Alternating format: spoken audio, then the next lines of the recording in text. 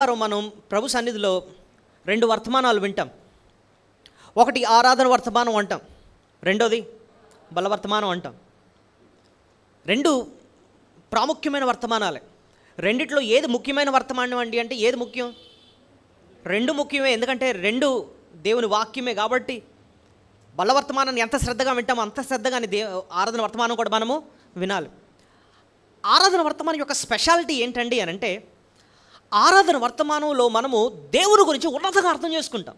మనం సేవిస్తున్న మన దేవుడు, ఆయన ప్రేమ, ఆయన గొప్పతనామను, ఆయన శక్తి, ఆయన గుణ లక్షణాలు ఎప్పుడైతే మనం అలా అర్థం ఉంటామోనండి, నేను నమ్ముకున్న ప్రభు ఎంత గొప్ప దేవుడా అని చెప్పి ఎంతో ధైర్యం ఉంటుంది మనకి, జీవితానికి ఎంతో ప్రోత్సాహం ఉంటుంది, ఎంతో సంతోషం ఉంటుంది. అంతేకాకుండా దేవుడి పట్ల ఎంతో ప్రేమ కూడా మనకి ఉంటుందన్నమాట. ప్రభువుని గురించి ధ్యానించినప్పుడే హృదయం ఎంతో సంతోషం వస్తుందండి. మన దేవుని గురించే మనకు సరిగ్గా తెలియకపోతే జీవితంలో సంతోషం ఉండదు. ఈరోజు ఈ యెషయా గ్రంథం 39-40 అధ్యాయం మనం ధ్యానిస్తున్నప్పుడు అండి, దేవుణ్ణి ఆరాధించడానికి కనీసం ఒక 5 అద్భుతమైన లక్షణాలు మనం చూడబోతున్నాం. ఈ 5 లక్షణాలు నిజంగా మనం అర్థం చేసుకుంటేనండి, దేవుణ్ణి స్తుతించకుండా ఉండలేమన్నమాట, ఆయన గణపరచకుండా ఉండలేము. మన హృదయం సిద్ధపడిపోద్ది అనమాట. నా సమయం ఎప్పుడు వస్తుంది నేను ఆరాధించడానికి అన్నట్టుగా ఎదురు చూస్తాం మనం. ఇంతకీ ఏంటండి 5 లక్షణాలు అని చూస్తే ఒక్కొక్కటి మనం చూద్దాం. మొట్టమొదటి లక్షణం దేవుని గురించి మనం ఈ భాగంలో మనం చూసేది ఏంటంటేనండి, ఆయన మనల్ని శిక్షించిన చేరదీసి ఆదరిస్తాడు. ఆయన మనల్ని శిక్షించిన మళ్ళీ ఏం చేస్తాడు?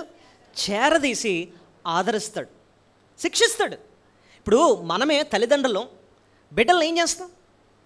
తప్పు చేస్తుంటే శిక్షిస్తాం, ఒక దెబ్బ కొడతాం. ఒక దెబ్బ కొట్టిన కాసేపట్లోనే మళ్ళీ ఏం చేస్తామంటే మళ్ళీ వారిని చేరదీసి వాళ్ళని ఎత్తుకొని బుజ్జగించి ఎంతో సంతోషాన్ని వాళ్ళకి రావాలని అవసరమైతే ఒక షాప్కి తీసుకెళ్ళి 2 చాక్లెట్లు కొని వాళ్ళని సంతోషింపజేస్తాం. మనలోనే ఆ లక్షణం ఉంది కదండి. దేవాతి దేవుడు ఆయన శిక్షిస్తాడు, ఒక తండ్రి వలె దండిస్తాడు ఆయన. కానీ అట్ ద సేమ్ టైం ఆయన హక్కున చేర్చుకొని ఆయన మనల్ని ఎంతో ఆదరిస్తాడు. అది మొదటి అద్భుతమైన పాఠం ఇక్కడ చూడబోతున్నాం. ఇది మీకు ఎలాగండి ఈ భాగంలో మనం చూస్తాము అని చూస్తే 40వ అధ్యాయం మొదటి వచనం చూడండి. మీ దేవుడే సెలవిచ్చిన మాట ఏదనగా, నా జనులు నా జనులను ఏం చేయాలి? మీరు ఓదార్చండి. ఇంకా యెరూషలేముతో ప్రేమగా మాట్లాడండి. ఆమె యుద్ధకాలము సమాప్తమాయను, ఆమె దోషారుణము తీర్చబడెను. చూసారు, అప్పటి వరకు యుద్ధకాలం వచ్చింది. యుద్ధకాలం అంటే శిక్షించిన కాలం. దోష రుణం, చేసిన తప్పుకి రుణంలో దేవుడు దెబ్బలేసాడు. కానీ అంటున్నాడు వెంటనే, నా జనులను మీరు ఏం చేయాలి? ఇంకా ఓదార్చండి, యెరూషలేముతో ప్రేమగా మాట్లాడండి అంటున్నాడు అన్నమాట. ఇంతకీ ఈ వచనం యొక్క విలువ ఏంటో మనం అర్థం అవ్వాలి అంటేనండి, ఆ ముందు అధ్యాయాల్లో జరిగిన సంఘటన ఏంటో మనకు అర్థం అవ్వాలి. వాళ్ళు చేసిన తప్పు ఏంటి, దేవుడు వాళ్ళని ఎందుకు అసలు అలా శిక్షించాడు. నిజానికి యెషయా గ్రంథం మనం ఫస్ట్ నుంచి చూసుకుంటూ వస్తూ ఉంటానండి, ఇశ్రాయేల్ ప్రజల యొక్క పాపాను గురించి ఫస్ట్ నుంచి రాసుకుంటూ వస్తున్నాడు అనమాట. అంటే యెషయా గ్రంథం మొదటి అధ్యాయం నుంచి మనం చూస్తున్నాం. చూడండి, ఒక 2 వచనాలు మీకు చూపిస్తాను. ఇశ్రాయేల్ ప్రజలకి దేవుడికి ఎందుకు అంత కోపం వచ్చింది, ఎందుకు వారిని శిక్షించే అంత కోపం ప్రభువుకి ఎందుకు వచ్చింది. యెషయా గ్రంథం మొదటి అధ్యాయము 2వ వచనం చూడండి. మాట్లాడుచున్నాడు, ఆకాశమా ఆలకించుము, భూమి చెవియొగ్గుము, నేను పిల్లలను పెంచి గొప్పవారిని చేసి తిని వారు నా మీద తిరుగుబడి ఉన్నారు. వాళ్ళు ఏం చేశారు? నా మీద, నా పిల్లలే కానీ నా మీద ఏం చేశారు? తిరగబడ్డారు. ఇంకా చూడండి, ఎద్దు తన కామందును ఎరుగును, గాడిద సొంతవాని దొడ్డి తెలుసుకొనును, ఇశ్రాయేలు తెలివిలేని వారు, నా జనులు యోచింపరు. పాపిష్టి జనమా, దోషభరితమైన ప్రజలారా, దుష్ట సంతానమా, చెరుపు చేయి పిల్లారా, మీకు శ్రమ, వారు యెహోవాను విసర్జించి ఉన్నారు, ఇశ్రాయేలు యొక్క పరిశుద్ధ దేవుని దూషిస్తున్నారు, ఆయన విడిచి తొలగిపోయి ఉన్నారు. చూసారా, ఫస్ట్లోనే అంటున్నాడు, ఎద్దు తన కామందును ఎరుగును, గాడిద సొంతవాన్ని దొడ్డి తెలుసుకోను, కానీ నా ప్రజలు, నేను వాళ్ళకి తెలియలేదు, వాళ్ళు నన్ను విసర్జించారు, నన్ను వదిలేశారు, నాకు దూరం అయిపోయారు, నాకు తిరుగుబాటు చేస్తున్నారు.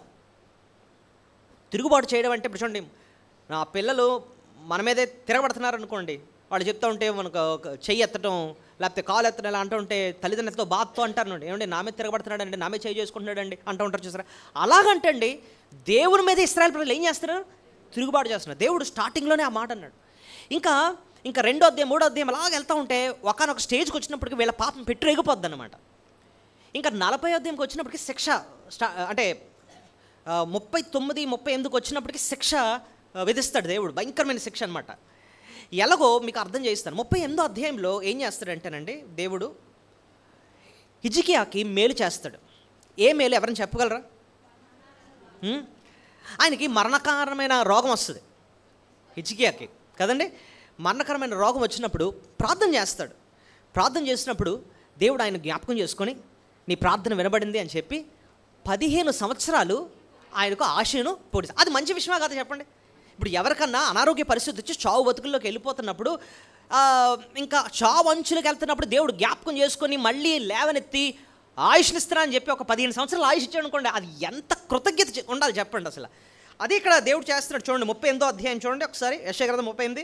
ఆ దినములలో హిజ్కియాకు మరణకరమైన రోగము కలుగగా ప్రవక్త అయిన ఆమోజు కుమారుడైన యెషయా అతను వచ్చి, నీవు బ్రతుకవు గనుక నీవు నీ ఇల్లు చక్కబెట్టుకొనము. సో ఇలా అంటే తర్వాత ఆయన ప్రార్థన చేస్తున్నప్పుడు కన్నీళ్లు విడిచి ప్రార్థన చేస్తున్నట్టు చూస్తాము. తర్వాత ఇంకా 6వ వచనంకి వచ్చినప్పుడు, అదే నీవు కన్నీళ్లు విడిచి చూచి నీ ప్రార్థన నేను అంగీకరించున్నాను, ఇంకా 15 సంవత్సరంలో ఆయుష్ నీకు ఇచ్చాడు. సో దేవుడు హిజ్కియాకి ఏం చేశాడంటే ఆయుష్ ఇచ్చాడు. గొప్ప మేలు.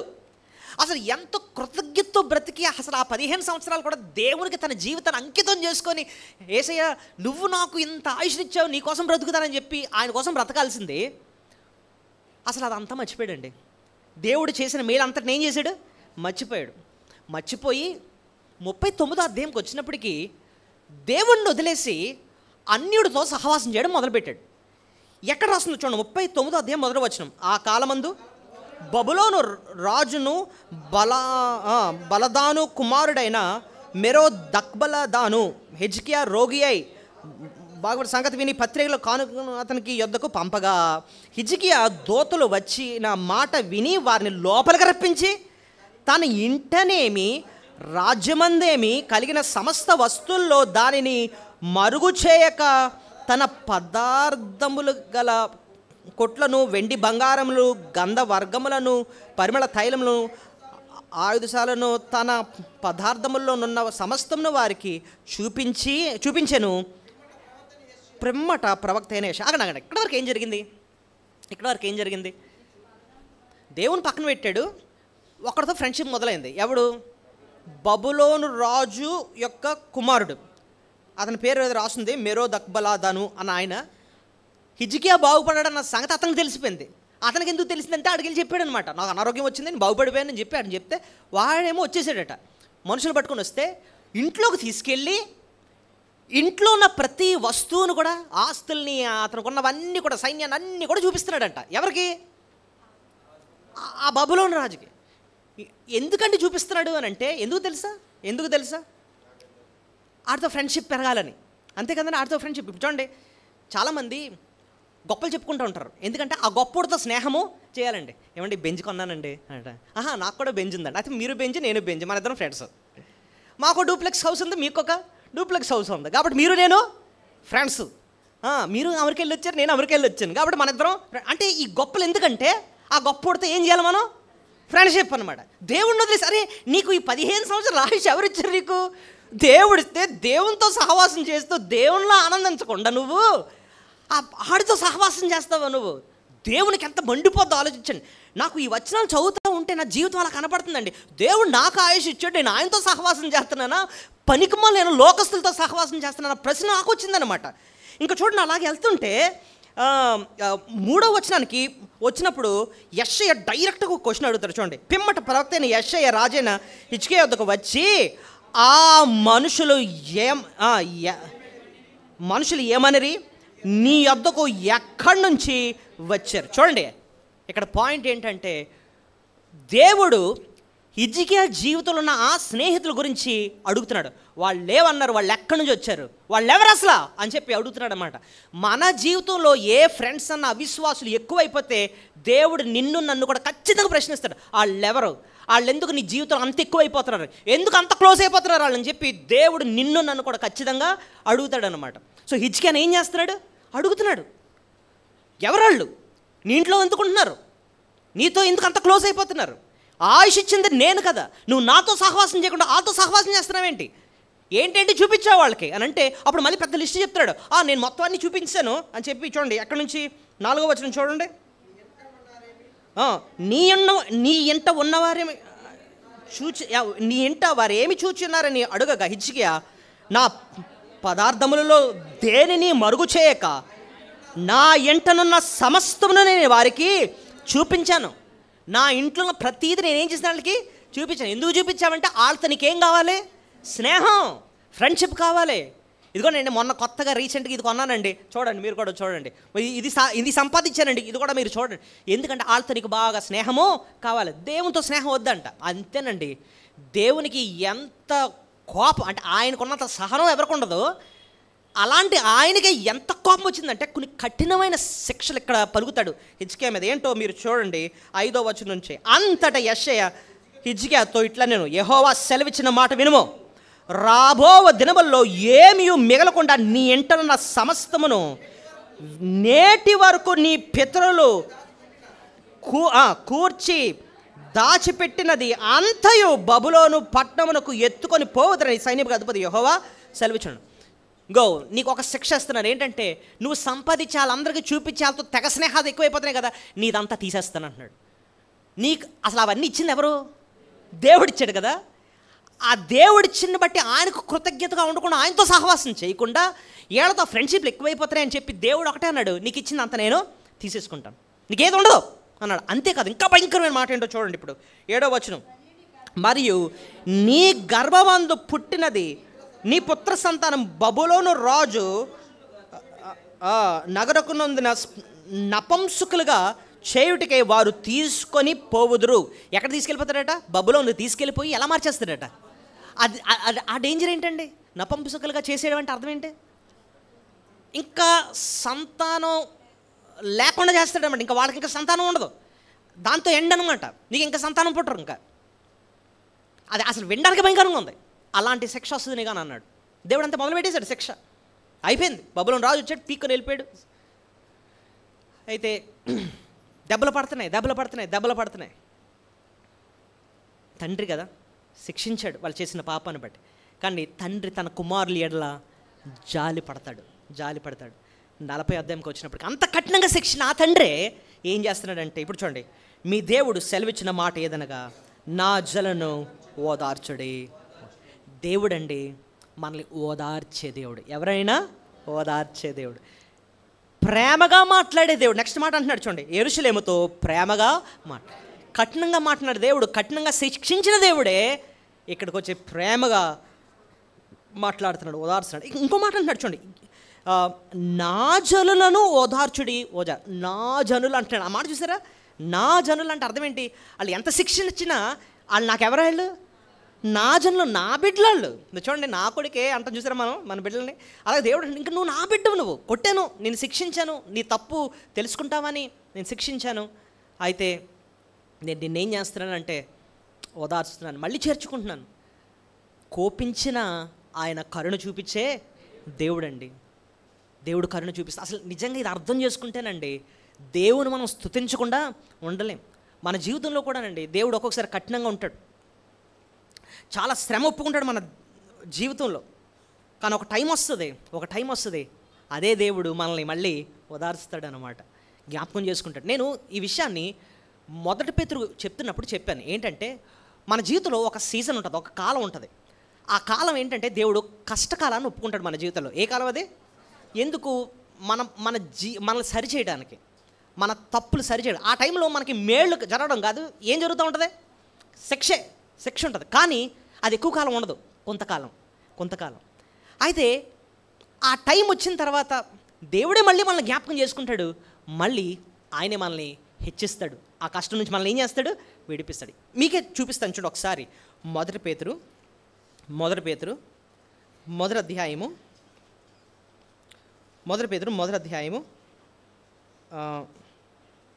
6వ వచనం చూడండి ఒకసారి. ఇందువలన మీరు మిక్కిలి ఆనందించినారు కానీ అవసరం బట్టి నానా విధములైన శోధనల చేత ప్రస్తుతము కొంచెము కాలము మీకు దుఃఖము కలుగు. దుఃఖం ఎంతకాలం అంటే కొంచెము కాలము దుఃఖం దేవుడు ఒప్పుకుంటాడు. శ్రమ దెబ్బలు వేస్తూ ఉంటాడనమాట.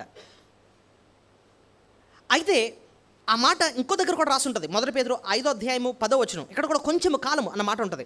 తన నిత్య మహిమకు క్రీస్తునందు మేము పిలిచిన సర్వకృపాది దేవుడు కొంచెము కాలము మీరు శ్రమపడిన పిమ్మట, కొంచెము కాలము మీరు శ్రమపడిన పిమ్మట. సో మొదటి అధ్యాయం 6వ వచనం ఏముంది? కొంచెము కాలం మీకు దుఃఖం. ఇక్కడ కూడా కొంచెము కాలం మీకు శ్రమ. అంటే ఆ సీజన్ ఎలాంటిదంటే దెబ్బల సీజన్ అన్నమాట. పడతాయి సరి చేస్తున్నాడు దేవుడు. కానీ ఆ టైంలో మనం ఏం చేయాలండి అంటే మనం దీనులు అవ్వాలి, తగ్గించుకోవాలి, సరి చేసుకోవాలి. టైం వచ్చినప్పుడు దేవుడే మళ్ళీ మనల్ని ఏం చేస్తాడు? పైకి ఎత్తుతాడు. అది ఎక్కడ వస్తుంది? మొదటి పేతురు 5వ అధ్యాయము 6వ వచనం చూడండి. దేవుడు తగిన సమయమందు మిమ్మల్ని హెచ్చించినట్లు ఆయన బలిష్టమైన చేతుల క్రింద దిన మనసులై ఉండండి. ఆయన సమయం వస్తుంది. తగిన సమయమందు ఆయన మనల్ని ఏం చేస్తాడట? హెచ్చిస్తాడు. అంటే ఆ కష్టం నుంచి విడుదల ఇస్తాడు. They will be a time God will lift us up. దేవుడు మళ్ళీ జ్ఞాపకం చేసుకుంటాడు. దేవుడు మళ్ళీ ఆదరిస్తాడు, ఓదారుస్తాడు, సంతోషాన్ని ఇస్తాడు. అంగలార్పును నాట్యముగా మాడుస్తాడు. గోనెబట్ట తీస్తాడు. ఉల్లాస వస్త్రాన్ని, సంతోష వస్త్రాన్ని ఆయన ఇస్తాడు, ధరింపజేస్తాడు. సో ఇక్కడ అంటున్నాడు, నా కుమారులను ఓదార్చుడి యెరూషలేముతో ప్రేమగా మాట్లాడాడు. దేవుడు ఆయన ప్రేమగా మాట్లాడితే ఎలా ఉంటుందో నాకు యెషయా గ్రంథం 54వ అధ్యాయం మధ్యన మనం ధ్యానించాం కదా, ఒక వచనం జ్ఞాపకం వస్తుంది. యెషయా గ్రంథం 54 7, 8, 9 వచనాలు మీకు ఒకసారి 7, 8 వచనాలు చదువుతాను చూడండి. నిమిషమాత్రము నేను నిన్ను విసర్జించదని, గొప్ప వాత్సల్యంతో నిన్ను సమకూర్చెదను. మహోద్రేకము కలిగి నిమిషమాత్రము నీకు విముఖుడనైతిని, నిత్యమైన కృపతో నీకు వాత్సల్యము చూపుదును. ఆ మాట చూసారా? నిమిషం మాత్రమే కొంచెం కోపం తెచ్చుకున్నాను నేను సరిచేయడం కోసమే. అయితే గొప్ప వాత్సల్యంతో నేను ఏం చేస్తాను? మళ్ళీ నేను సమకూరుస్తాను. నేను మహోద్రేకము కలిగి నిమిషమాత్రము నీకు విముఖుడనైతిని, నిత్యమైన కృపతో నీకు మళ్ళీ వాత్సల్యత చూపిస్తాను. సో ఎన్ని మాటలు మనకి ఏం నేర్పిస్తున్నాయి చెప్పండి దేవుని గురించి? ఆయన కోపించినా సరే ఆయన చేరదీసి మళ్ళీ ఏం చేస్తాడు? ఆయన ఆదరిస్తాడు, ధైర్యపరుస్తాడు. బైబిల్ ఎన్ని విషయాలు అంటే ఈ సత్యాన్ని నేర్పించేవి సంఘటనలు ఎన్ని చూస్తాము. దావీదు జీవితంలో దావీదు అంటాడు, దేవా నువ్వు కోపం చూపించిన బహు వాత్సల్యత కలిగిన దేవుడు అంటాడు అన్నమాట 2వ సమూయేలులో. సో మన జీవితంలో కూడా ఒక తండ్రి వలె కోపించిన మళ్ళీ ఆయన జాలిపడే దేవుడు ఆయన. అందుబట్టే మనం దేవుని ఏం చేయాలి? మన స్తుతులు చెల్లించాలి. రెండో పాఠం ఈ భాగంలో దేవుని స్తుతించడానికి ఏంటండి అని చూస్తే, దేవుడు ఆయన మనల్ని చేరదీయడమే కాదండి, తన మహిమేంటో మనకు చూపిస్తాడట. రెండోది ఏంటంట? తన మహిమేంటో మనకి చూపిస్తాడు. అది మనం ఎక్కడ చూస్తామంటే 40వ అధ్యాయము 3, 4, 5 వచనాల్లో మనం చూడవస్తాం. అదంతా చదువుదాం. అయితే 5వ వచనం చూడండి. యెహోవా మహిమ బయలుపరచబడును, ఒక్కడును తప్పకుండా సర్వ శరీరులు దాన్ని చూచెదరు, ఇలాగును జరుగునని యెహోవా సెలవుచును. ఈ వచనం చూసారా? యెహోవా తన మహిమను బయలుపరచును, ఒక్కడును తప్పకుండా సర్వ శరీరులు అంటే అర్థం ఏంటి? యూదులు మాత్రమే అనందా? అంటే నువ్వు నేను కూడా, ప్రతి నేషన్, ప్రతి జాతికి కూడా ఎవరైతే ఆయన దగ్గరకు వస్తారో ఆయన ఏర్పాట్లు ఉన్న వారికి తన మహిమ ఏంటో దేవుడు ఒకసారి చూపిస్తాడనమాట. ఆయన మహిమను చూపించడం అంటే ఏంటండి అన్నది 3, 4, 5 వచనాల్లో మనకు చాలా తేటగా ఉంటుంది. చదువుతూ ఉంటే మీకు అర్థమైపోద్దండి. మీరే చూడండి 3వ వచనం ఒకసారి. ఆలకించుడి, అడవిలో ఒకడు ప్రకటించుచున్నాడు, ఎట్లనగా అరణ్యములో యెహోవా మార్గము సిద్ధపరచుడి, ఎడారిలో మా దేవుని రాజ్యము సరళము చేయడి. ప్రతి లోయను ఎత్తు చేయవలెను, ప్రతి పర్వతమును ప్రతి కొండను ఆనచవలెను, వంకరివి చక్కగాను కరుకైనవి సమముగాను ఉండవలెను. ఏమండి, ఈ వచనం చదివిన వెంటనే మీకు ఒక సీన్ గుర్తు రావాలి. ఎవరు పలికారు ఈ మాటలు? అరణ్యంలో అరుచుకుంటూ చెప్తున్నాడు ఇదే మాటలు. ఎవరు? బాప్తిసమిచ్చే యోహాను. బాప్తిసమిచ్చే యోహాను మెసేజ్ ఇక్కడ రాయబడి ఉంది. ఏంటో తెలుసా? బాప్తిసమిచ్చే యోహాను ఆయన ఏ వాక్యం చెప్తున్నాడండి అంటే మారు మనసు కోసం చెప్పేవాడు. దేనికోసం? ఆయన అన్నాడు, మీకు ప్రతి అక్కడ అంటున్నాడు చూడండి, లోయను 4వ వచనం, లోయనేమో ఎత్తు చేయండి. లోయ అంటే అర్థం ఏంటంటే కనిపించని పాపాలన్నమాట. ఆ లోయని ఏం చేయాలట? ఎత్తు చేయండి. ఆ కనిపించని పాపాలు విడిచిపెట్టండి. ఇంకొంటున్నాడు, ప్రతి పర్వతమును ప్రతి కొండను అణచండి. పర్వతము కొండ అంటే ఎత్తైన పాపాలు, అంటే అందరికీ కనిపించే పాపాలు, బహిరంగంగా సిగ్గు లేకుండా చేస్తున్నావు పాపాలు, వాటిని కూడా వదులు అంటున్నాడు. వాటిని అణిచేయి. ఇంకా వంకరవి చక్కనగా వంకరవి అంటే వంకర బతుకుతున్నావు కదా, వంకర బతుకులు విడిచిపెట్టి ఇంకా న్యాయంగా బ్రతకడం నేర్చుకో. దేవుడికి భయపడుతూ బ్రతకడం నేర్చుకో. ఇంకా కరుకానివి అంటే కష్టంగా లోబడేవి, ఇష్టంగా లోబడు. ఇలాగ నీ మనసును నువ్వేం చేయాలి? మార్చుకో. ఎప్పుడైతే అలా మారు మనసు పొందుతావో దేవుని మహిమేంటో నువ్వు చూస్తావు. దేవుని మహిమంటే ఆ ప్రభు నీ జీవితంలోకి వస్తాడు, నిన్ను రక్షిస్తాడు, నీ పాపాలు క్షమిస్తాడు. ఆ రీతిగా ఆయన మహిమేంటో నీకు చూపిస్తాడు. ప్రభు నిన్ను, నీ పాపాలు క్షమించడం, నిన్ను రక్షించడమే ఒక మాటలో చెప్పాలంటే ఆయన మహిమేంటో నీకు చూపించడం అన్నమాట. ఎవరైతే మారు మనసు పొందుతారో, ఆయన వైపు తిరుగుతారోనండి, ప్రభు తన మహిమేంటో చూపిస్తాడు. ఏ రీతిగా అండి అంటే మన పాపాన్ని క్షమించి మన ఆత్మను నిత్య నాశనానికి వెళ్లకుండా ఆయన రక్షిస్తాడనమాట. ఆ రకంగా ఆయన మహిమేంటో మనకి చూపిస్తాడు. ఇది ఇంకా ప్రారంభం మాత్రమే. అనుదినము కూడా ఆయన మహిమేంటో మనం చూస్తాం. ఆయన మహిమను చూడడం అంటే ఏంటండి అని అంటే, నేను అసలు ఈ మాట 15వ వచనం అంటున్నాడు కదా, యెహోవా మహిమ బయలుపరచబడును అన్న మాట ఉంది కదండి. ఇంగ్లీష్లో గ్లోరీ ఆఫ్ గాడ్ అంటారు. ఇది ఎక్కడ పదం అంటేనండి పాత నిబంధనలో కనిపించే పదం. ఎక్కడ పదం? పాత నిబంధనలో కనిపించిన పదం. అంటే ఇశ్రాయేల్ ప్రజలు ఐగుప్తు దేశం నుంచి బానిసలుగా ఉన్నప్పుడు దేవుడు వారిని విడిపించిన తర్వాత వాళ్ళని దారి చూపించడానికి దేవుని మహిమ వాళ్ళతో ఉండేది. ఆయన మేఘ స్తంభంలో ఉండేవాడు, అగ్ని స్తంభంలో ఉండి వాళ్ళు రాత్రేమో వెలిగించేవాడు, పగలేమో ఎండ దెబ్బ కలగకుండా వాళ్ళకి మేఘం వలె వాడు ముందుండి వాళ్ళ ముందు నడిచేవాడు అన్నమాట. ఆయన దాన్ని ఏమనేవారంటే ఆయన మహిమ. బైబిల్లో మనం చూస్తాం కొన్ని వచనాలు. మనం ఇప్పుడు చూడబోయేది ఏంటంటే పాత నిబంధన గ్రంథంలో దేవుడు తన మహిమను ఇశ్రాయేల్ ప్రజలకు ఏ రీతిగా బయలుపరిచాడు. ఆయన మహిమ ఏం చేసింది వాళ్ళకి నిజంగా అది అర్థం చేసుకుంటే అవన్నీ కూడా మన జీవితంలో దేవుడు చేసి ఆయన మహిమ ఏంటో మనకు కూడా చూపిస్తూ ఉంటాడు. అదేంటో మనం చూద్దాం. కొన్ని వచనాలు నాతో పాటు చూడండి. మొదలుగా నిర్గమాకాండం 14వ అధ్యాయము 19 నుంచి 22వ వచనం వరకు. నిర్గమాకాండం 14వ అధ్యాయము 19వ వచనం నుంచి. ఇశ్రాయేలు ఎదుట సమూహము ముందు నడిచిన దేవదూత వారి వెనుకపోయి వారిని వెంబడించను. ఆ మేఘ స్తంభము వారి ఎదుట నుండి పోయి వారి వెనుకను నిలిచెను. అది ఐగుప్తీల సేనకు ఇశ్రాయేల సేనకు నడుమ ప్రవేశించను. అది మేఘము గనుక వారికి చీకటి కలిగెను, కానీ రాత్రి అది వారికి వెలిగించెను గనుక ఆ రాత్రి అంతయు ఐగుప్తుల సేన ఇశ్రాయేలును సమీపింపలేదు. ఒక మాటలో ఇక్కడ ఏం జరిగింది మీరు గుర్తుందా? ఇశ్రాయేల్ ప్రజలు ఐగుప్తు దేశం నుంచి వస్తున్నప్పుడు ఎదురుగుండా ఎర్ర సముద్రం ఉంది. వెనక నుంచి ఎవరు వచ్చేస్తున్నారు? ఫరో సైన్యం తరుకొని వచ్చేస్తున్నారు. ఈ లోపల దేవుడు ఒక మేఘం వలె అడ్డంగా ఉన్నారు వాళ్ళకి. వీళ్ళకేమో వెలుతురునిస్తున్నాడంట, వాళ్ళకేమైంది? చీకటి. వాళ్ళకేం కనిపించటం, వాళ్ళు అక్కడ ఉండిపోయారు.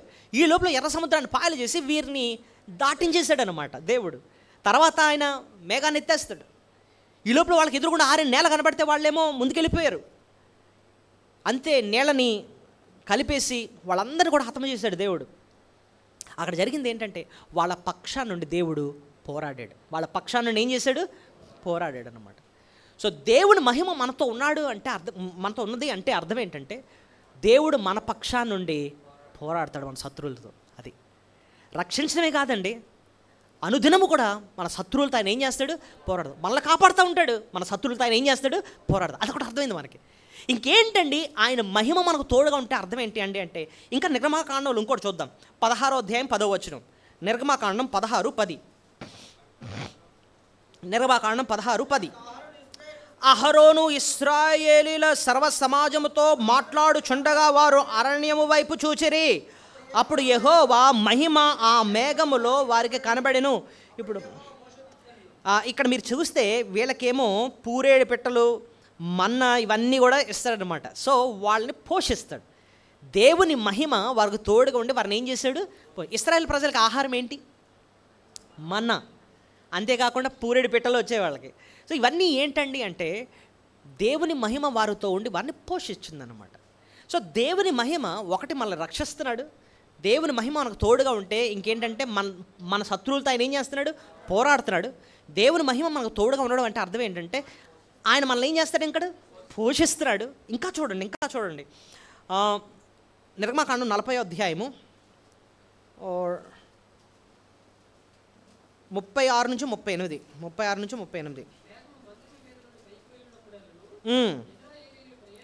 ప్రయాణమైపోయిరి. ఇదే వారికి ప్రయాణ పద్ధతి. ఆ మేఘము పైకి వెళ్ళిన ఎడల అది వెళ్ళు దినము వరకు వారు ప్రయాణం చేయకుండిరి. సో ఇశ్రాయేలందరి కన్నుల ఎదుట పగటి వేళ యెహోవా మేఘము మందిరం మీద ఉండెను, రాత్రి వేళ అగ్ని దాని మీద ఉండెను. సమస్త ప్రయాణములో ఇలాగనే జరిగింది. ప్రయాణము అంటే అర్థం ఏంటంటే దేవుడు వారిని నడిపించాడు. ప్రయాణం చేయడం అంటే అర్థం ఏంటి? ఆయనే ముందుండి ఏం చేశారు? వాళ్ళని ఈ లోకంలో కూడా దేవుడు ఆయన మహిమను మనకు తోడుగా ఉంచి మనల్ని ఏం చేస్తాడు? ఆయన నడిపిస్తాడు. చూడండి, ఆయన మహిమను మనకు చూపించడం అంటే మనల్ని రక్షించడం. ఆయన మహిమను మనల్ని చూపించడం అంటే మన శత్రువులతో అయినా పోరాడడం. ఆయన మహిమను మనకు చూపించడం అంటే మనల్ని పోషించడం. ఆయన మహిమను మనకు చూపించడం అంటే అర్థం ఏంటంటే మనల్ని నడిపించడం ఈ లోకంలో.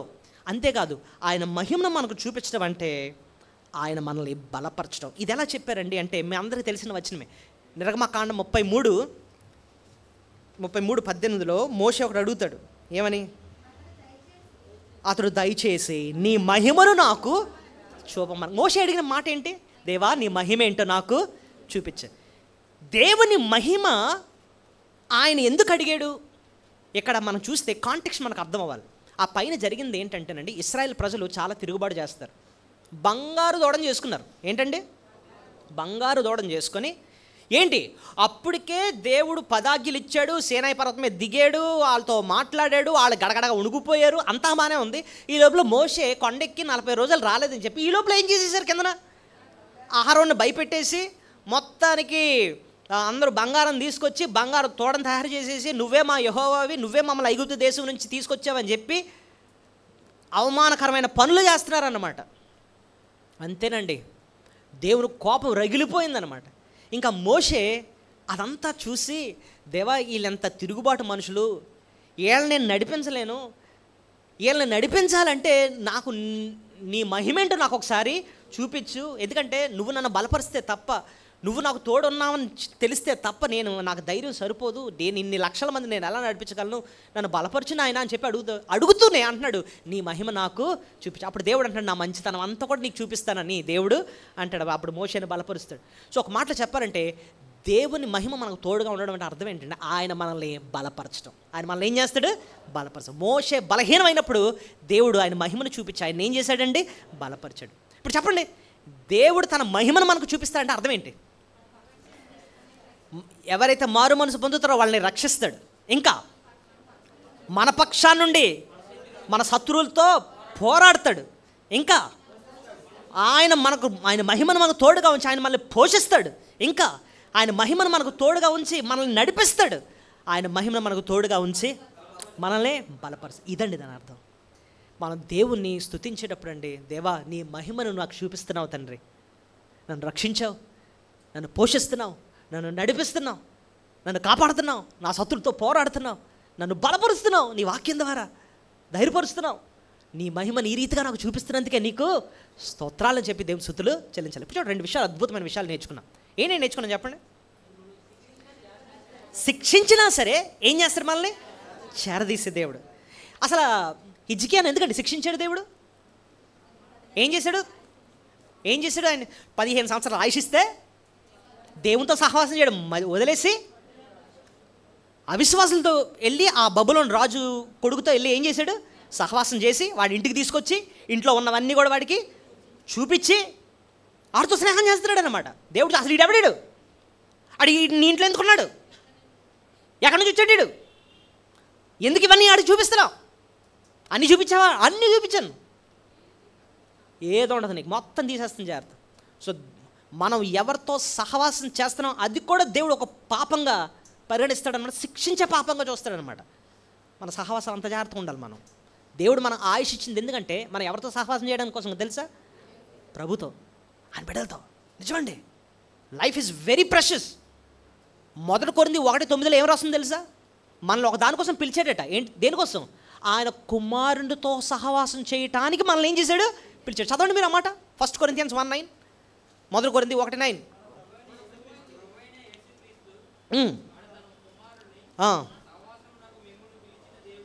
తన కుమారుని సహవాసమునకు పిలిచిన దేవుడు అన్నాడు. సో దేవుడు మనల్ని దేనికోసం పిలిచాడు? నా కుమారునితో నువ్వేం చేయాలి? సహవాసం చేయాలి. ఆయన వదిలేసి నువ్వు తిరిగేవా హిజ్కియాకు జరిగినట్టు జరుగుతుంది, జాగ్రత్త అంటున్నాడు అన్నమాట. అంతా తీసేస్తాను, జాగ్రత్త. ఇది సీరియస్ మ్యాటర్ అండి. ఇది కొన్ని వాక్యాలు వినడం మనకి కష్టం అనిపిస్తుంది. కొన్ని ట్యాబ్లెట్లు మింగడానికి పెద్దగా ఉంటుంది, అయినా మింగాలే, అంతేనా? డాక్టర్ అంటారు ఇది పెద్ద ట్యాబ్లెట్టే, మింగడానికి చాలా కష్టంగా ఉందండి, చేదుగా ఉందండి, బాబోయ్ మింగలేకపోతున్నానండి. మింగాల్సిందే, లేకపోతే నువ్వు చచ్చిపోతావు అంటాడు జీవితం. అలాగా వాక్యం కొన్ని మింగడం చాలాగా కష్టంగా ఉంటుంది. ఇట్స్ అ హార్డ్ పిల్ టు స్వాలో. బట్ అవును, ఇది వాక్యం ఇలా చెప్తుంది కాబట్టి నా జీవితాన్ని ఇలాగే సరి చేసుకోవాలి. అదే పాపాన్ని చూపించాడు ఇక్కడ హిజ్కియాకి, శిక్షించాడు. అయితే అంత శిక్షించే దేవుడే ఏం చేస్తున్నాడు? చేరదీసి ఆదరిస్తున్నాడు. ఓదార్చడి నా యెరూషలేముతో ప్రేమగా మాట్లాడండి అంటున్నాడు అన్నమాట. యుద్ధ కాలాన్ని ఇంకా సమాప్తి చేశాను, ఆమె దోషారోపణ తీర్చబడేను అంటున్నాడు అనమాట. గొప్ప విషయం మనం నేర్చుకున్నా. దేవుడు కోపించిన కరుణ చూపించే దేవుడు ఆయన చేరదీసే దేవుడు. అది మొదటి శ్రేష్టమైన విషయం మనం చూసాం. రెండోది దేవుడు తన మహిమనేంటో మనకి చూపిస్తాడు. అదేదో మనం 3, 4, 5 వచనాల్లో మనం చూసాం. మూడో శ్రేష్టమైన మాట, దేవుని మనం ఏ రీతిగా మనం స్తుతించాలి అని చూస్తే, వాగ్దానం ఇచ్చి నెరవేర్చే దేవుడు. మూడో పాఠం ఏంటండి? వాగ్దానం ఇచ్చి నెరవేర్చే దేవుడు. అది ఎలాగండి మీరు చెప్పారు అని చూస్తే, ఇప్పుడు చూడండి, అది 6, 7, 8 వచనాల్లో మనం చూస్తాం. ముందు 8వ వచనం చూడండి. గడ్డి ఎండిపోవును, దాని పువ్వు వాడిపోవును, మన దేవుని వాక్యము నిత్యము నిలిచిన. ఆ మాట, మన దేవుని వాక్యము నిత్యము నిలిచిన, ఆ మాట చెప్తుంది దేవుడు మాట ఇస్తే ఖచ్చితంగా ఆయన ఏం చేస్తాడు? నెరవేరుస్తాడు. అయితే ఈ కాంటెక్స్ట్ మనం జ్ఞాపకం చేసుకోవాలి. ఏ సందర్భంలో దేవుడు ఈ మాట్లాడిండు, మాట ఇచ్చి నెరవేర్చేవాడిని అని ఏ సందర్భంలో మాట్లాడాడని చెప్పి కాంటెక్స్ట్ అర్థం చేసుకుంటూ మన పాయింట్ అర్థం చేసుకోవాలి. ఏంటో 6, 7 వచనాల ముందు చూద్దాం. ఆలకించుడి, ప్రకటించమని ఒకడు ఆజ్ఞ ఇచ్చుచున్నాడు, నేనేమి ప్రకటితునని మరి ఒకడు అడుగుచున్నాడు. సర్వ శరీరులు గడ్డి అయి ఉన్నారు, వారి అందమంతయు అడవి పువ్వు వలెనున్నది. యెహోవా తన శ్వాసము దాని మీద ఊదగా గడ్డి ఎండును, పువ్వు వాడును, నిశ్చయముగా జనులు గడ్డి వంటి వారే. చూడండి, 6, 7 వచనాలు మనుషులు ఎంత అల్పులో మాట్లాడుతున్నాడు. మనుషులు ఎంత అల్పు. ఆ మనుషులు దేంతో పోల్చాడు? ఇక్కడ గడ్డితో పోల్చాడు. ఇక్కడ చూడండి, సర్వ శరీరులు గడ్డి అయి ఉన్నారు, వారి అందమంతయు అడవి పువ్వలేనున్నది. యెహోవా తన శ్వాసము దాని మీద ఓదగా గడ్డి ఎండును, పువ్వు వాడును, నిశ్చయముగా జనులు గడ్డి. ఒక మాటలో చెప్పాలంటే మనుషులు గడ్డి వంటి వారే, వాళ్ళు చనిపోతారు త్వరగా, వాళ్ళు శాశ్వతం ఉండే మనుషులు కాదు అని చెప్తున్నాడు ఇక్కడ. మనకు ఒకటి అర్థమవుతుంది. అసలు కాంటెక్స్ట్ మీరు అర్థం చేసుకుంటే, ఆ పైన దేవుడు ఎవరిని శిక్షించాడు, ఎవరికి శపించాడు? హిజ్కియా. చూడండి, హిజ్కియాని ఏమంటున్నాడంటే, హిజ్కియా నీ బిడ్డలందరిని కూడా నేను ఎలా శిక్షిస్తానంటే, వాళ్ళందరూ బబులోను చెరకు వెళ్ళిపోతారు, బబులోను రాజు వాళ్ళందరినీ ఏం చేస్తాడు? నపుంసకులుగా చేస్తాడు. ఎలా చేస్తాడు? నపుంసకులు అంటే మనం ఇందాక అనుకున్నాం. అంటే అర్థం ఏంటంటే వాళ్ళకి ఇంకా సంతానం పనికి రాకుండా చేస్తారనమాట. ఇప్పుడు అలాంటి శిక్ష విధిస్తే ఒక నష్టం ఉందండి. ఎవరైనా చెప్పగలరా ఏంటో నష్టం? ఆలోచించండి. హిజ్కియా యోధారాజు. యూదుల్లో నుండి ఒకళ్ళు రావాలి, రక్షకుడు రావాలి, యేసయ్య రావాలి. దేవుడు ముందునందు వాగ్దానం చేస్తాడు. అబ్రహాముకి ఇచ్చిన వాగ్దానం, నీ సంతానం నుంచి రక్షకుడు వస్తాడని చెప్పి, దావీదు నుంచి రక్షకుడు వస్తాడని చెప్పి ఇన్ని చెప్పి, ఇప్పుడు వీళ్ళందరినీ కూడా నపుంసకులు చేసేస్తే ఎవరి వాగ్దానం నెరవేరదు? యేసు ప్రభు ఈ లోకానికి వస్తాడన్న వాగ్దానము ఒక రకంగా చెప్పాలంటే అలాగే ఉంది. కానీ దేవుడు అంటున్నాడు, మనుషులందరూ నిజంగానే రాలిపోతారు, మనుషులు శాశ్వతం అయిన మనుషులు కాదు. అందరూ నపుంసకులు అయిపోయినా సరే, వాడు గుర్తుపెట్టి అందరూ నాశనం అయిపోయినా సరే, గడ్డి పువ్వుల వలె రాలిపోయినా సరే, దేవుడిచ్చిన వాగ్దానం మాత్రం ఖచ్చితంగా నెరవేరదు. అది పాయింట్ దేవుడు ఇక్కడ చెప్తున్నాడు. నిజానికి ఇదే విషయం పేతురు తీసుకొస్తాడండి. ఆయన పత్రిక రాస్తున్నప్పుడు, గడ్డి ఎండిపోను, పువ్వు రాలిపోను, యెహోవా మాట నిత్యము నిలుచును, ఈ మాట ఎవరు తీసుకొస్తారంటే పేతురు తీసుకొచ్చి, దేవుడు ఆ మాట నెరవేర్చాడు, ఆయన కుమారుని లోకానికి పంపించి, విమోచకుని పంపించి నిన్ను నన్ను రక్షించాడని చెప్పి మొదటి పేతురులో రాస్తాడు. ఇదే మాటలు మీకు మొదటి పేతురులో ఉంటాయి, చూడండి కావాలంటే. మొదటి పేతురు మొదటి అధ్యాయము ఎక్కడంటే 24వ వచనంలో అంటాడు చూడండి. మొదటి పేతురు మొదటి అధ్యాయం 24 ఉంది కదా. సర్వ శరీరులు గడ్డిని పోలువారై వారి అందమంతయు గడ్డి పువ్వులే ఉన్నది, గడ్డి ఎండును, దాని పువ్వు రాలును, అయితే ప్రభు వాక్యము ఎల్లప్పుడూ. సో ఈ వచనం చదివిన వెంటనే మీకు ఏ వచనం గుర్తొచ్చింది? యెషయా గ్రంథం 40వ అధ్యాయం విషయమే ఇక్కడ రాస్తున్నాడు. అది ఏ కాంటెక్స్ట్లో పేతురు రాస్తాడంటే, మీరు విమోచింపబడింది అంటున్నాడు చూడండి. మొదటి అధ్యాయం 18వ వచనం, పితృపారంపర్యమైన మీ వ్యర్థపరతను విడిచిపెట్టినట్లుగా వెండి బంగారం వంటి క్షయ వస్తువుల చేత మీరు విమోచింపబడలేదు, కానీ అమూల్యమైన రక్తము చేత, అనగా నిర్దోషమును నిష్కలంపనకు గొర్రెపిల్ల వంటి క్రీస్తు రక్తము చేత మీరు విమోచింపబడతారని మీరు ఎరుగుదురు కదా. అంటే అర్థం ఏంటో తెలుసా? ఆ విమోచకుడు వచ్చాడు, ఆ రక్షకుడు వచ్చాడు, మిమ్మల్ని మీ పాపాల నుంచి విమోచించాడు. ఇది ఎలా నెరవేరిందంటే దేవుడు ఆయన ఇచ్చిన వాగ్దానాన్ని నెరవేర్చాడు అని చెప్పి అంటున్నాడు అనమాట. ఇప్పుడు మీకు అర్థమవుతుందా? సర్వ శరీరాలందరూ నాశనం అయిపోయినా సరే, దేవుడు ఆయన ఇచ్చిన వాగ్దానం మాత్రం ఆయన ఏం చేస్తాడంటే నెరవేరుస్తాడు. అది పాయింట్ అనమాట. దేవుణ్ణి మనం ఎలా స్తుతించాలంటే, దేవా నువ్వు నా జీవితంలో చేసే ప్రతి వాగ్దానం కూడా నువ్వేం చేస్తావు? అసలు ఈ మాట ఒక్కటండి మనల్ని ధైర్యంగా జీవితంలో ముందుకు వెళ్ళిపోయేటట్టు చేయాలండి. యేసు ప్రభు ఒకసారి ఆయన శిష్యులను తీసుకొని దోణి దాటుతున్నాడండి. అక్కడున్న నది దాటుతున్నారనమాట. ఆ దాటుతూ ఉంటే మధ్యలో పెద్ద గాలి తుఫాన్ వచ్చింది. గాలి తుఫాన్ వచ్చినప్పుడు యేసు ప్రభు ఏంటంటే పడవలో ఆయన పడుకున్నాడు, నిద్రపోతున్నాడు ఆయన. ఈ గాలి తుఫాను చూసి ఇక్కడున్న శిష్యులందరేమో పిచ్చకేకలు వేసేస్తున్నారు. మామూలుగా కాదు, నశించిపోతున్నాం బాబాయ్ బాబాయ్ అని చెప్పి గాలిటేస్తూ ప్రభువుని లేపేసి అంటున్నాడు, మేము నశించిపోతున్నాం, నీకు అసలు చింతలేదా అంటున్నాడు ప్రభుని. మనం కూడా అంతే కదండి, ప్రభువుని నమ్ముకున్నాం, రక్షింపడిన బిడ్డలం, ఎంత చిన్న కష్టం వచ్చినప్పుడు ఎర్రి కేకలు వేసేసి గోల్గాలు ఎట్టేసి బాబోయ్ ఏమైపోయింది జీవితం అనుకుంటాం. అరే ప్రభు అక్కడ మనకు పాట కూడా నేర్పిస్తున్నాడు. ఏంటో తెలుసా? ఆ మార్కు సువార్త 4వ అధ్యాయం 35వ వచనంలో చూస్తారు. ఇప్పుడు నేను చెప్పిందంతా అక్కడే ఉంటుంది. వాళ్ళకు ఆల్రెడీ ఒక వాగ్దానం ఇచ్చాడు అక్కడ. ఏంటంటే మనము అద్దరికి పోవుదాము అంటాడు. ఏమంటాడు అంటే అర్థం ఏంటి? నేను ఒక వాగ్దానం ఇస్తున్నాను, ఏంటంటే మిమ్మల్ని అవతల గట్టుకి ఖచ్చితంగా తీసుకెళ్తానని వాగ్దానం చేశాడు. సో వీళ్ళకి ఏ వాగ్దానం మీద ధైర్యం ఉండాలి చెప్పండి?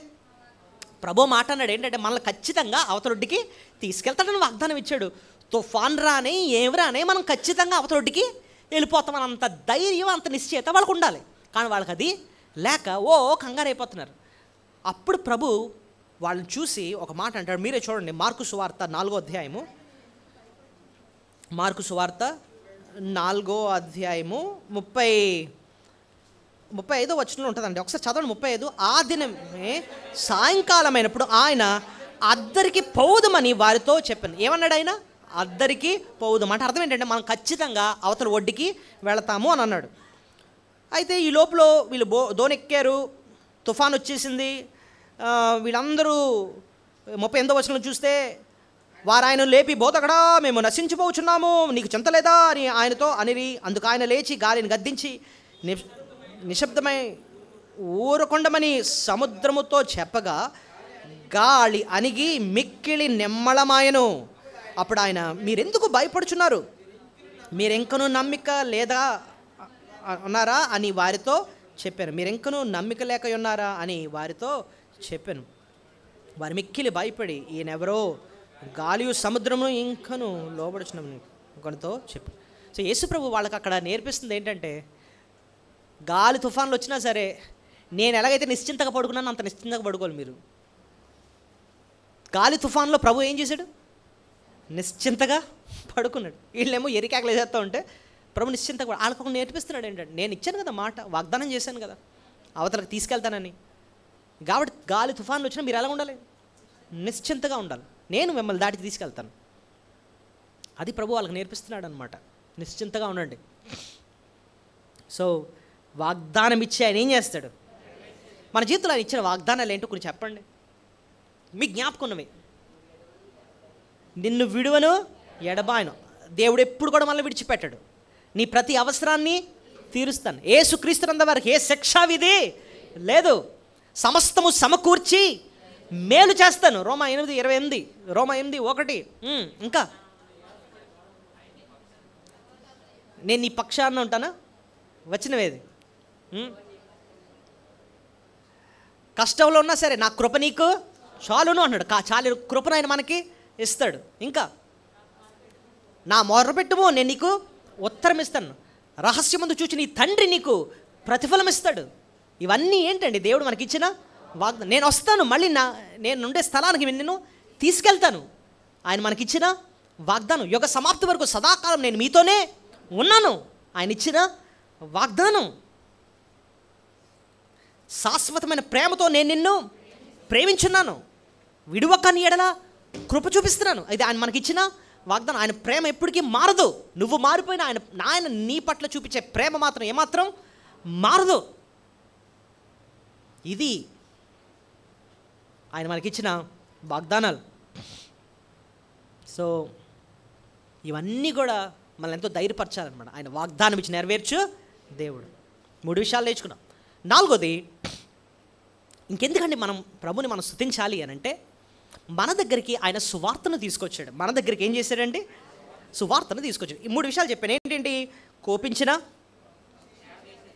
చేర్చి ఆదరిస్తాడు. 2, ఆయన మహిమనేంటో మనకు చూపిస్తాడు. 3, వాగ్దానం ఇచ్చి నెరవేరుస్తాడు. 4 కమాన్, మన దగ్గరికి ఆయన సువార్తను తీసుకొచ్చినందుకు మనం దేవుని స్తుతులు చెల్లించాలి. మన దగ్గరికి సువార్తను తీసుకొచ్చాడు మనల్ని రక్షించడానికి. సువార్తను తెచ్చాడని ఎక్కడ రాస్తుందండి అంటే చూడండి, 9-10 వచనాలు.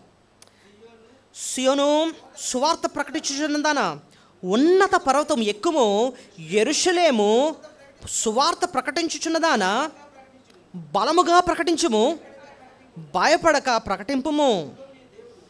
ఇదిగో మీ దేవుడు అని యోధా పట్టణంలోకి ప్రకటించము. చాలు చాలు చాలు. ఇప్పుడు చూడండి, ఈ వచనాలు మనం జాగ్రత్తగా చూస్తే 9వ వచనం సియోనుతో చెప్తున్నాడు, అంటే యూదులతో చెప్తున్నాడు. సువార్త ప్రకటించుచున్నదానా, ఉన్నత పరము ఎక్కుము, యెరూషలేమా సువార్త ప్రకటించుద్దన్నానా, బలముగా ప్రకటించము, భయపడక ప్రకటించము. ఉన్నత పర్వతం ఎక్కి ప్రకటించాను ఎందుకంటున్నాడండి? ఉన్నత పర్వతం ఎక్కి ప్రకటించాను అంటున్నాడు. హైట్ ఎక్కి ప్రకటించాను అంటున్నాడు. ఎందుకు? ఇప్పుడు మీరు గమనించారో లేదో, ఎక్కువ దూరం వినిపించాలంటే మనం పైకి ఎక్కుతాం, అంతేనా? ఇప్పుడు స్పీకర్ని కూడా అంత పైకి ఎందుకు పెట్టాం? ఎక్కడ పెడితే సౌండ్ వినిపించదు, ఎత్తుగా పెడితే ఎంత దూరం వెళ్తుంది అనమాట. కాబట్టి ఈ సువార్త యెరూషలేము నుంచి బయలుదేరింది ఎంతవరకు వెళ్ళాలి తెలుసా? భూదిగంతముల వరకు సువార్త ప్రకటింపబడాలి. ఈ సువార్త వెళ్ళాలి. ఆ సువార్త ఎంతవరకు వెళ్ళాలంటే విశాఖపట్నం ఉన్న సంఘానికి కూడా వెళ్ళాలి. అంతవరకు సువార్త వినపడాలని చెప్పి దేవుడు ఇక్కడ అంటున్నాడు అనమాట. నిజానికి మనం అపోస్తుల కార్యంలో చూస్తే అలాగే యెరూషలేము, యోదయ, సమరయ, భూదిగంతముల వరకు సువార్త ఎలా ప్రకటింపబడిందో మనం అపోస్తుల కార్యంలో మనం చూస్తూ ఉంటాం. దేవుడు సువార్తను అలా ప్రకటింపజేసి నీ దగ్గరికి నా దగ్గరికి తీసుకొచ్చాడు. అయితే ఇంతకీ ఏంటి అంటే సువార్త అంటే అర్థం ఏంటి? ఒక మంచి వార్త.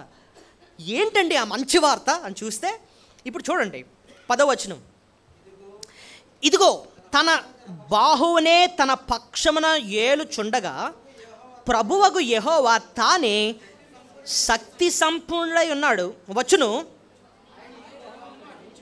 ఆయన ఇచ్చు బహుమానము ఆయన యొద్దనున్నది, ఆయన చేయు ప్రతీకారము ఆయనకు ముందుగా నడుచుచున్నది. ఇప్పుడు చూడండి, 10వ వచనం జాగ్రత్తగా చదివితే ఇది ఏదో సువార్తలాగా సంతోషం ఇచ్చే వార్తలా లేదు. జాగ్రత్తగా చదవండి, మీరు గమనించండి. తన బాహువు ఆయన యొద్ద ఉన్నది, ఆయన చేయు ప్రతీకారము ఆయనకు ముందుగా నడుచుదు. ఆయన చేయు ప్రతీకారం ఆయన ముందుగా నడుచున్నది. ప్రతీకారం అంటే ఏంటంటే అర్థం? ప్రతీకారం చేయడం అంటే అర్థం ఏంటి? ప్రతీకారం చేయడం, తప్పు చేసిన వాడిని శిక్షించడం, తీర్పు తీర్చడం. తప్పు చేసిన వాడిని ఏం చేయడం అంట? మరి అది సువార్త ఎలాగ వద్దండి మనకి? అర్థమవుతుంది మీకు పాయింట్? పైన అంతా ఏమంటున్నాడు? ఒక సువార్తను ప్రకటించే లోకం అంతరికి, అందరికీ చెప్పు, కొండెక్కి సైతం చెప్పు అంటున్నాడు. ఇంతకీ ఏంటి సువార్త అంటే ఆయన తీర్పు తీరుస్తాడు అంటున్నాడు. తీర్పు తీర్చడం అంటే నిజానికి పాపులందరికీ శిక్షిస్తే అది సువార్త ఎలాగ వద్దండి? అది ఒక రకంగా సువార్త అవ్వదు. ఏమవుద్ది? దుర్వార్త అవుద్ది, అంతేనా? అయితే ఇప్పుడు చూడండి, ఈ సువార్తను యెషయా భక్తుడు ఈ 40 అధ్యాయం నుంచి గమనిస్తే 53వ అధ్యాయం వచ్చే వరకు కూడా దాన్ని వివరిస్తున్నాడు. తీర్పు తీర్చడానికే వచ్చాడు. అయితే ఆ తీర్పు అన్నది ఎలాగా ఆయన బిడ్డల మీద రాకుండా ఆయన కుమారుడు ఎలాగైతే ఆ శిక్షణ తీసుకున్నాడో, ఆయన తీసుకొనడం ద్వారా ఎలాగైతే నిజంగా పాపికి ఎలాగైతే విడుదల దొరికిందో, ఆ తీర్పు నుంచి తప్పింపబడ్డాడో, ఆ సత్యమంతా కూడా మెల్లిమెల్లిగా 40వ అధ్యాయం నుంచి అలాగా 53వ అధ్యాయం వరకు మెల్లిమెల్లిగా అర్థం చేయిస్తాడనమాట. న్యాయం తీరుస్తాడు. అయితే ఆ న్యాయమైన శిక్ష నీ మీద నా మీద రాలేదన్నమాట. అది ఎలాగో మీకు ఒక్కొక్క వచనాన్ని చూపిస్తూ ఉంటాను. ఎక్కువ చెప్పను కానీ సింపుల్గా మెయిన్ వచనాలు చూపిస్తాను, మీరు నాతో ఫాలో అవ్వండి. యెషయా గ్రంథం 42వ అధ్యాయం 4వ వచనం చూడండి. ముందు, భూలోకమున న్యాయము స్థాపించు వరకు అతడు మందగెలడు, నలుగుడు పడడు. ఇప్పుడు ఈ మాట చూసారు మీరు? భూలోకంలో ఏం స్థాపిస్తాడట అంటే అర్థం ఏంటి? యేసయ్య ఈ లోకానికి వచ్చింది న్యాయాన్ని నెరవేర్చాలి. అంటే దేవుని యొక్క న్యాయము నెరవేరాలి. ఇక్కడ న్యాయం అంటే ఏంటి అర్థం? తప్పు చేసినోడు ఖచ్చితంగా ఏం పడాలి? శిక్ష పడాలి. అలా శిక్ష పడితేనే తండ్రి అయిన దేవునికి శాంతి కలుగుతుంది. లేకపోతే ఆయనకు రెస్ట్ ఉండదన్నమాట, ఆయనకు నెమ్మది ఉండదన్నమాట. న్యాయంగా ఆయనకున్న కోపము అణచబడాలి అంటే తప్పు చేసినోడు ఖచ్చితంగా శిక్ష పడాలన్నమాట. అది ఆయన న్యాయం నెరవేరడం అంటే. అయితే ప్రభు ఈ లోకానికి వచ్చిన న్యాయాన్ని నెరవేర్చడానికి వచ్చాడు. అందుకోసం అంటాడు కదా, భూలోకమున న్యాయము స్థాపించు వరకు అతడు మందగెలడు, నలుగుబడు. ఓకే, ఇంకా చూద్దాం, కొంచెం ముందుకెళ్దాం. ఆయన ఏంటి చేస్తాడు? యెషయా గ్రంథం 49వ అధ్యాయంకి వెళ్ళిపోదాం. 49 5వ వచనంలో చూస్తే ఒక ఇశ్రాయేలు ప్రజల్ని చేరదీస్తాడట. ముందు 5వ వచనం చూసారా? యెహోవా దృష్టికి నేను గనుడనైతిని, నా దేవుడు నాకు బలమాయను కాగా, తనకు సేవకుడయుండి తన యొద్దకు యాకోబును తిరిగి రప్పించుటకు ఇశ్రాయేలు ఆయన యొద్దకు సమకూర్చబడుటకు. వెయిట్ ఇశ్రాయేలు ఆయన యొద్దకు. సో ఎవరిని సమకూరుస్తున్నాడు ఆయన? ఇశ్రాయేల్ ప్రజల్ని సమకూరుస్తాడు. ఫస్ట్ వచ్చి యేసుప్రభు వచ్చి 6వ వచనంలో చూస్తే ఇశ్రాయేల్నే కాదు ఇంకా ఎవరిని సమకూరుస్తాడు ఇక్కడ రాస్తుండదు. 6వ వచనం, ఇంకా నా సేవకుడ ఉండుట ఎంతో స్వల్పమయమును, భూదిగంతముల వరకు నీవు నేను కలుగుజేయు రక్షణ సాధనమగుటకై అన్యజనులకు వెలుగుగా ఉన్నట్లు నిన్ను నియమించు. అన్యజనులకు కూడా నువ్వు ఎలా ఉండాలి? వెలుగుగా ఉండాలి. సో ఇశ్రాయేల్ ప్రజలను మాత్రమే కాదు, ఇంకెవరిని నువ్వు రక్షించాలి? అన్యజనులు కూడా. అన్యజనులు అంటే ఎవరో? మనం అందరం కూడా వస్తూ ఉన్నాడు, మనల్ని కూడా రక్షించాలి. సో ఇంత గొప్ప బాధ్యత ఉంది ఎవరికి? యేసు ప్రభుకి. న్యాయం నెరవేర్చాలి, అంతేకాకుండా ఇశ్రాయేల్ ప్రజల్ని చేరదీయాలి, ఇంకా అన్యజనులు కూడా అయితే చేరదీసిన వీళ్ళకి, చెదిరిపోయిన వీళ్ళని రక్షించడానికి ఏం చేయాలని చూస్తే ఇంకా కొంచెం ముందుకు వెళ్ళండి. 50వ అధ్యాయం 6వ వచనం.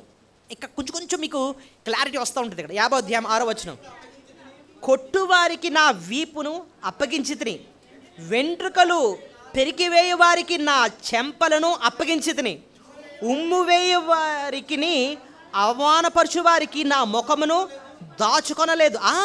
వెయిట్. ఇక్కడ మనకి ఏమర్థమవుతుంది? యేసు ప్రభు యొక్క శిలువ మరణం కదండి. ఆయన అవమానం, ఆయన కొట్టారట, ఆయన వెంట్రుకలు పీకారంట, ఆయన మీద ఉమ్ము వేశారట, ఆయన అవమానం పొందాడంట. దేనికోసం అండి ఇదంతా చేస్తున్నాడని చెప్తే ఇంకా కొంచెం ముందుకెళ్దాం. 53వ అధ్యాయంకి వచ్చేద్దాం. 53వ అధ్యాయం 6వ వచనం చదవండి. మనమందరము గొర్రెల వలె త్రోవ తప్పితిమి, మనలో ప్రతివాడును తనకిష్టమైన త్రోవకు తొలిగెను, యెహోవా మన అందరి దోషమును అతని మీద మోపెను. ఇంకా చదవండి. తెరవలేదు,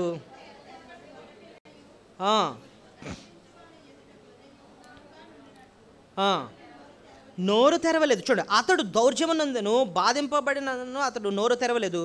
వధకు తేబడు గొర్రె పిల్లయు బొచ్చు కత్తిరించువాని యొద్ద గొర్రెయు మౌనముగా ఉండునట్లు అతడు నోరు తెరవడు. అన్యాయపు తీర్పు నొందిన వాడై అతడు కొనుపోబడి. ఈ వచనాలని మనకి ఒక గొర్రె చావడం కోసం మాట్లాడుతుంది. గొర్రె ఏం చేస్తుందండి? అక్కడ రాస్తుంది కదా, వధకు తేబడు గొర్రె పిల్లయు బొచ్చు కత్తిరించు వాని యొద్ద గొర్రెయు మౌనంగా ఉన్నట్లు అతడు నోరు. పాత నిబంధన అంతా కూడానండి మీరు గమనిస్తే పాపి కోసం ఏది చనిపోయేది? గొర్రెపిల్ల చనిపోయేది కదండి. ఒక దోషి వచ్చాడు, ఒక మేకపిల్లను గొర్రెపిల్లను తీసుకొని వచ్చేవాడు. యాజకుడు ఏం చేసేవాడు? గొర్రెపిల్లను వధించేవాడు అన్నమాట. అంటే ఒక పాపి బదులు ఒక గొర్రె ప్రాణము పెడుతుంది.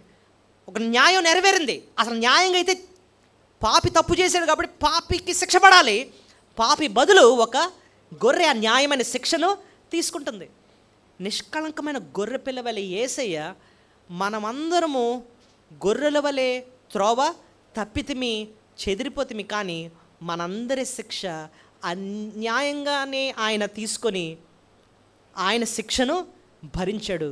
మన దోషాన్ని ఆయన తీసుకున్నాడు. సో అక్కడ దేవుని న్యాయం ఎలా నెరవేరింది అంటే తప్పుకు మనం చేసిన పాపానికి తగ్గ శిక్ష విధింపబడింది. ఎందుకంటే ఆయన ప్రియకుమారుడు ఆ శిక్ష అంతటిని తీసుకున్నాడు.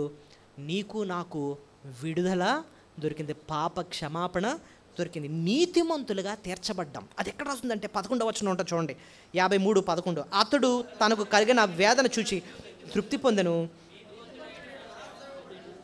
వెయిట్ మన అందరూ నీతిమంతులు అని అక్కడ మాట ఉంటుందంటే అనేకులు నిర్దోషులు అయ్యారని ఉంటుంది. అదే 11వ వచనం. నీతిమంతుడైన నా సేవకుడు జనుల దోషములు భరించి తనకున్న అనుభవ జ్ఞానము చేత అనేకులను నిర్దోషులుగా చేయను. మనల్ని ఏం చేశాడు? ఆయన నిర్దోషులుగా చేశాడు. నిర్దోషులుగా.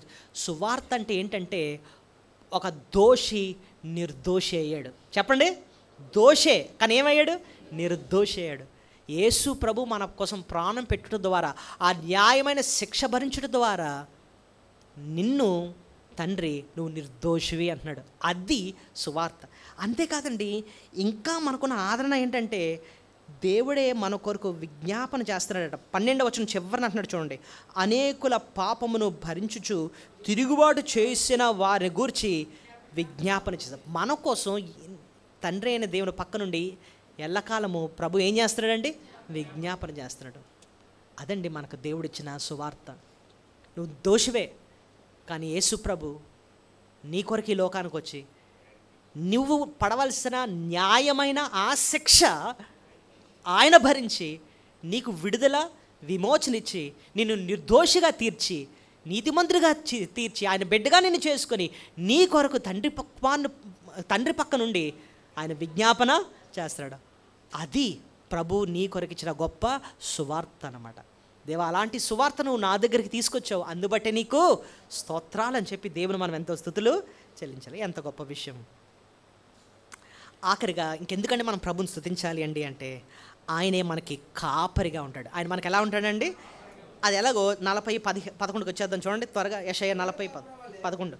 గొర్రెల కాపరి వలె ఆయన తన మందను మేపును, తన బాహువుతో గొర్రె పిల్లలను కూర్చి రొమ్మును ఆనించుకొని మోయును, పాలిచ్చు వాటిని ఆయన మెల్లగా నడిపించును. అక్కడున్న మాట చూసారా?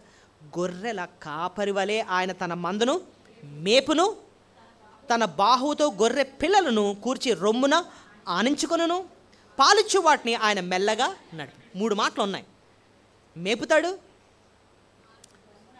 మోస్తాడు, నడిపిస్తాడు. మేపుతాడు, మోస్తాడు, నడిపిస్తాడు కదా. సో గొర్రెల కాపరి ఏం చేస్తాడట? గొర్రెలను మేపుతాడు. దేవుడు మనల్ని ఎలా మేపుతున్నాడు అంటే శారీరకంగా మేపుతున్నాడు, ఆహారాన్ని ఇచ్చి పోషిస్తున్నాడు. ఆత్మీయంగా కూడా నేను మొన్న చెప్పాను, పచ్చిక గల చోట్లకు ఆయన మనల్ని ఏం చేస్తున్నాడు? నడిపిస్తాడు. ఎక్కడ వాక్యం ఉందో, ఎక్కడ నీరుందో అక్కడికి నేను తీసుకెళ్ళి కూర్చోబెట్టి వాక్యాన్ని వినిపింపజేస్తున్నాడు. శాంతికరమైన జలాలు ఇస్తున్నాడు. మన ప్రాణమునికి ఎంతో సేదనిస్తున్నాడు. ఆయన పోషిస్తున్నాడు, మేపుతున్నాడు. ఆయన గాఢాంధకారపు లోయలో సంచరించిన ఏ అపాయమునకు భయపడదు, ఎందుకంటే నీవు నాకు తోడై. ఒక కాపరి కష్టంలో ఉన్నప్పుడు కూడా, గాఢాంధకారమైన జీవితం వచ్చినప్పటికీ కూడా ఆయన ఎలా ఉంటున్నాడు? మనకి తోడుగా ఉంటున్నాడు. ఇంకా నా గిన్నె నిండి పొర్లుచున్నది అన్నట్టుగా ఆయన ప్రేమను ఎంతటిని చూపిస్తున్నాడు అంటే పొర్లిపోయి అంతగా ప్రేమను చూపిస్తున్నాడు. అంతే అంటున్నాడు, తన బాహువుతో గొర్రె పిల్లలను కూర్చి రొమ్మున ఆనించుకొని మోస్తున్నాడు. ఎప్పుడు మోయాల్సి వస్తుంది? నడవలేకపోతే ఏం చేస్తాడు? మోస్తాడు. ఇవేమో గొర్రె పిల్లలు పెద్దవాటితో సమానంగా ఫాస్ట్గా నడిచేయలేవు, వాటికి కాళ్ళు నొప్పులు వస్తూ ఉంటాయి. కాబట్టి కాపరి ఏం చేస్తాడట? వాటిని మోస్తాడు. దేవుడు నిన్ను నన్ను కూడా ఏం చేస్తాడు? ఆయన మోసే దేవుడు ఆయన. ఇంకా పాలిచ్చు వాటిని ఆయన మెల్లగా. కొన్ని గొర్రెలు ఉంటాయి డెలివరీకి సిద్ధంగా ఉంటాయి, లేకపోతే ప్రెగ్నెంట్ అయ్యి లేదా డెలివరీ అయ్యి పాలిచ్చేవి ఉంటాయి. వాటి అంత ఫాస్ట్గా నడలేవు. వాటిని అర్థం చేసుకుని వాటితో పాటు ఎలాగా మెల్లగా నడుస్తాడు. అంటే ఒక మాటలో చెప్పాలంటే నేను నిజంగా అర్థం చేసుకునే కాపరిగా ఆయన నీకు ఉన్నాడు. ఈ బ్రతుకు దినములన్నీ ఆయన కృపా క్షేమములే నా వెంట వచ్చును, చిరకాలము యెహోవా మందిరంలో నేను నివాసము చేస్తాను. ఆఖరిగా ఇంటి చేర్చే, పరలోకానికి చేర్చే కాపరిగా ఆయన మనకు ఉన్నాడు. మొత్తానికి ఆయన ఒక కాపరి గొర్రెకి ఎంత అంటే కీలకమో, దేవుడు మన జీవితంలో అంత కీలకమైన వాడుగా ఉన్నాడు. కాపరి ఏంటేం చేస్తూ ఉంటాడు చెప్పండి? గొర్రెకి పోషిస్తాడు, కాపాడుతాడు, నడిపిస్తాడు, ఎత్తుకుంటాడు, గాయం అయితే గాయాన్ని కడతాడు, బొచ్చు కత్తిరిస్తాడు, శుభ్రం చేస్తాడు, పచ్చిక పెడతాడు, మంచి నీళ్ళు ఇస్తూ ఉంటాడు. ఏమైనా జంతువులు ఏమైనా వస్తే వాటితో పోరాడతాడు, కాపాడతాడు, ఆఖరికి ఇంటికి తీసుకెళ్తాడు అన్నమాట. దేవుడే మన జీవితానికి ఎలా ఉంటున్నాడు? ఆయన కాపరిగా ఉండి ఆయన మేపుతున్నాడు, ఆయన మోస్తున్నాడు, ఆయనే మనల్ని నడిపిస్తాడు. 5 శ్రేష్టమైన విషయాలు మనం నేర్చుకున్నామండి ఈ భాగాల ద్వారా. ఒకసారి జ్ఞాపకం చేసుకొని మనం ముగించుకుందాం. ఏంటంటే చెప్పండి. శిక్షించిన ఆయన చేరదీసి ఆదరిస్తాడు. ఆయన 2 ఆయన మహిమ ఏంటో మనకు చూపిస్తాడు. ఆయన మహిమ అంటే ఏంటంటే మనం ఒకసారి మహిమ అని పాడబడతాం. ఏంట్రా మహిమ అంటే చెప్పం. మళ్ళీ ఏంటండి మహిమ అంటే? నిన్ను రక్షించడమే ఆయన మహిమ చూపించడం, ఇంకా శత్రువులతో పోరాడమే మహిమను చూపించడం, ఇంకా నిన్ను పోషించడమే ఆయన మహిమను చూపించడం, ఇంకా నిన్ను బలపరుస్తాడు, అదే ఆయన మహిమ చూపించడం, నిన్ను నడిపించడం, అదే ఆయన మహిమను చూపించడం. అదంతా మన ఇశ్రాయేలు ప్రజల జీవితంలో మనం చూసాం. ఇంకేంటండి? వాగ్దానం ఇస్తాడు, వాగ్దానం ఇచ్చి నెరవేరుస్తాడు. హిజ్కియాకి నిజానికి చెప్పాలంటే నీ బిడ్డలందరూ కూడా నపుంసకులు అయిపోతారని చెప్పి అన్నాడు. కానీ ఆయన ఇచ్చిన వాగ్దానం మాత్రం ఆయన నెరవేర్చిన. ఆ విషయం పేతురు తీసుకొచ్చి అంటున్నాడు. మన జీవితంలో కూడా ఆయన ఇచ్చిన ప్రతి వాగ్దానం కూడా ఆయన ఏం చేస్తున్నాడండి? నెరవేరుస్తాడు. అందుబట్టే మనం దేవుని స్తుతులు చెల్లించాలి. మన జీవితంలో దేవుడు ఏ వాగ్దానాలు చేశాడు, ఎలా నెరవేర్చాడు అన్నది కళ్ళు ఎదురుకుండా మనం పెట్టుకుంటానే ఉండాలండి. ఆయన ఇచ్చిన వాగ్దానం ఇది నెరవేర్పు, వాగ్దానం నెరవేర్పు. ఒక విశ్వాసి అలా పెట్టుకుంటే అసలు ఆ జీవితమే ఎంత ధైర్యంగా ఉంటుందో. మా తాతగారికి నోట్స్ ఉండేది, దేవుడు పలానా టైంలో వాగ్దానం చేశాడు బాబు, దేవుడు ఇలా నెరవేర్చాడు మా జీవితాల్లో అని చెప్పి ఆ నోట్స్లో ఆ వాగ్దానాలన్నీ రాసుకున్నారనమాట. మనకి అలాంటి శ్రద్ధ ఉండాలండి. ఆయన వాగ్దానాలు నెరవేర్చే దేవుడు. 4వది మన దగ్గరికి ఆయన సువార్తను తీసుకొచ్చాడు. సువార్త అంటే నిజానికి అక్కడ చూస్తుంటే ప్రతీకారం తీర్చుకుంటాడు అంటాడు. నిజానికి ఆ ప్రతీకారం న్యాయమైన శిక్ష నీకు నాకు వేయలేదండి. ఆయన కుమారుని పైన వేసి నిన్ను నన్ను ఆ శిక్ష నుంచి తప్పించాడు, నిన్ను నన్ను నీతిమంతులుగా తీర్చాడు, నిర్దోషులుగా తీర్చాడు. మన కొరకు తండ్రి కుడిపార్శ్వను విజ్ఞాపన చేస్తున్నాడు. అది సువార్త. ఈ సమయంలో కూడా నీ కోసం నా కోసం పరలోకంలో తండ్రి కుడిపార్శ్వను ఏం చేస్తున్నాడు? ఆయన విజ్ఞాపన చేస్తున్నాడండి. అది సువార్త. ఒకరు తర్వాత ఆఖరిగా ఆయన నీ జీవితానికి ఎలా ఉన్నాడండి? ఒక కాపరి వలే ఉన్నాడండి. ఆ కాపరి వలే ఆయన పోషిస్తున్నాడు, ఆయన మోస్తున్నాడు, మేపుతున్నాడు, మోస్తున్నాడు, నడిపిస్తాడు. ఎంతవరకు నడిపిస్తాడంటే ఆయన పరలోకం వరకు ఆయన మనల్ని ఏం చేస్తాడు? నడిపిస్తాడు. అసలు ఈ 5 మాటలు బట్టే మనస్ఫూర్తిగా మనం దేవుని ఏం చేయాలి? మన స్తుతులు చెల్లించాలి. దయచేసి అందరూ మోకరించండి.